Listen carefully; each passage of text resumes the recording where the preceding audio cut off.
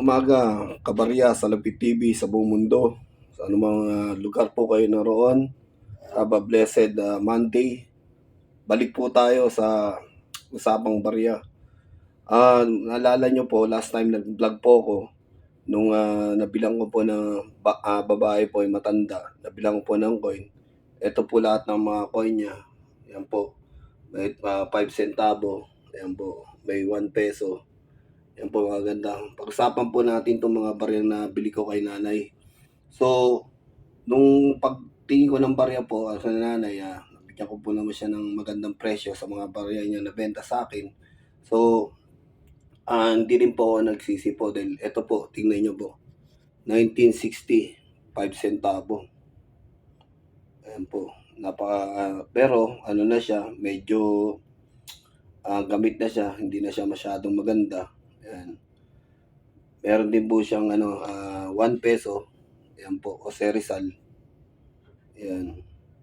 So hindi ko rin alam kung magkano sa market tong mga presyo na itong 1978 1 peso.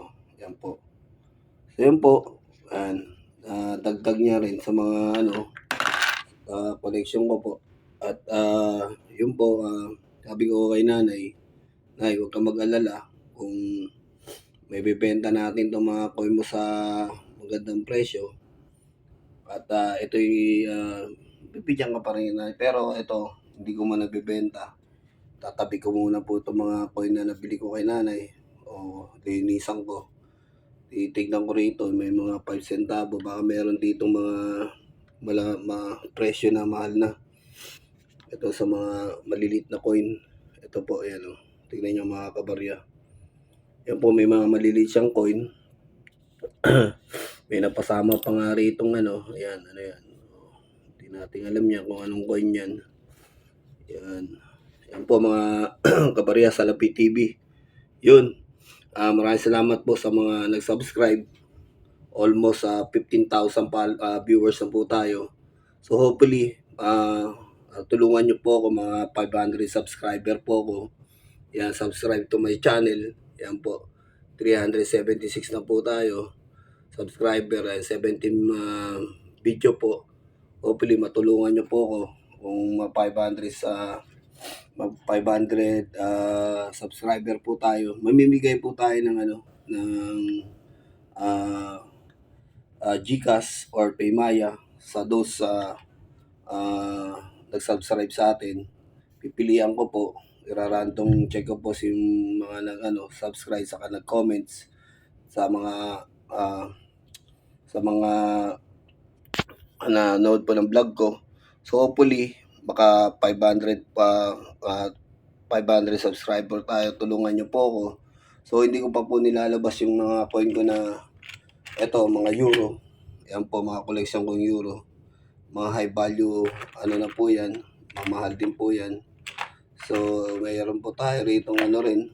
Ito sa merong foreigner nag-vlog na itong 2 euro coin. Ito po mga kabarya sa Lapid TV. Ito po 2 euro coin. May 1999 from Italy. May nag-vlog po ng foreigner sa ibang bansa. Sabi niya nag-worth po ito ng $4 million. Ako po, kung totoo talaga to. So kung totoo to, mabenta ko po yung mga coin ko. I-share din natin sa inyo, sa mga natin, mga nag-subscribe po sa atin. So maraming salamat po kabarya sa Lapid TV. At balik po tayo sa mga coin. Thank you very much sa mga subscriber.